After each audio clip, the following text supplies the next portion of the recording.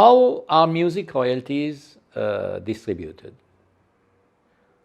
Well, according to the Copyright Act, you have two rights: the sound recording right, as we said, and the publishing right. These are two revenue streams.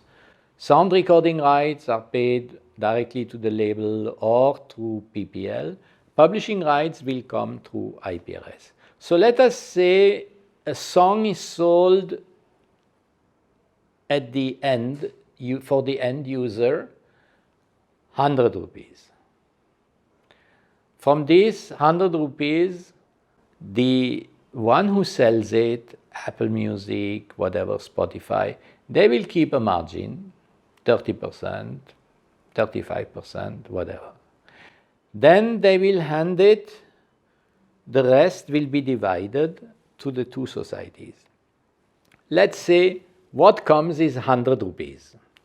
So 50 rupees will go to the owner of the sound recording, and 50 rupees will go to the owners of the publishing right. Now, the publisher usually in India is the record label, so he will get 50 rupees from the 100 plus 25 rupees from the publishing. The remaining 25 rupees are divided between the lyricist and the composer. So out of 100 rupees, 75 rupee will go to the label, 25 rupee will be shared between the lyricist and the composers. This is how the distribution of royalties of music rights has to be.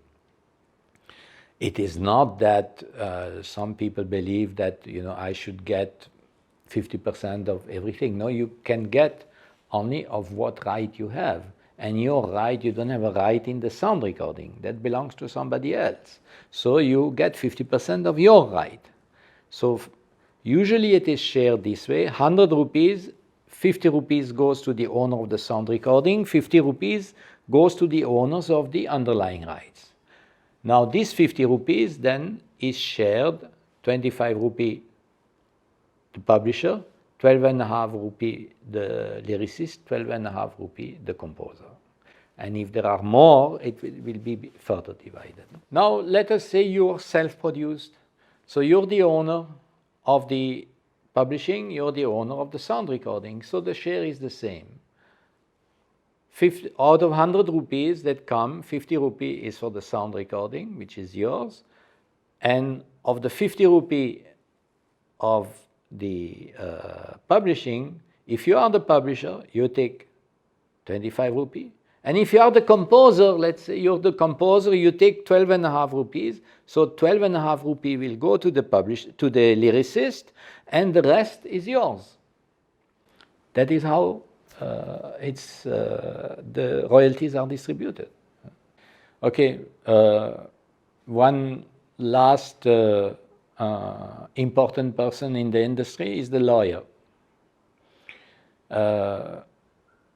If you're a lyricist and a composer, publisher, I don't think you should need a lawyer. Become the member of the society. And because the law is very clear, say you may sign whatever paper you want, 50% has to be paid to you, period. All right? So there is no need of negotiation. Anything else that you sign is not valid in law. If you are also the owner of the sound recording and you do licensing, then yes, then you need a lawyer to go through to draft your licenses, to go through the licenses that are given to you by the different services. However, real copyright lawyers who know their job, they are as difficult to find as superstars. So don't go just to anyone who is called a lawyer. You will waste your time, you'll waste your money. So better go to some well-known lawyers who have made their marks, who are known in the industry, and who really know how the industry works. Else the lawyer might even get you into into trouble, because when you don't understand this business, even though you know law, you also have to know the business. So in some countries like the United States, lawyers, they play a very important role because they are also, they are de facto managers, representatives of the artist.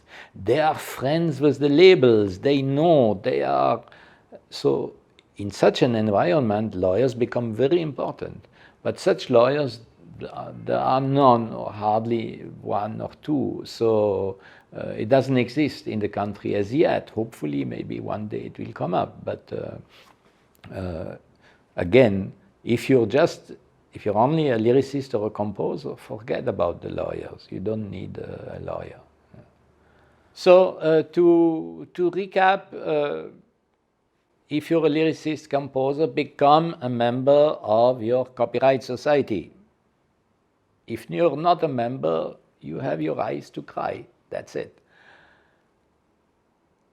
And second is that the music business is a gig business, a success business. And there is nobody more unforgiving than the audience. However good your music may be, it's not given that it will find its audience. You'll have to work for it. And remember, in this business, as the song says, it's a long, long way down to the top. And I remember what Shah Rukh Khan once said, and it is very true. He said, "It took me 20 years to become an overnight success." So good luck to you.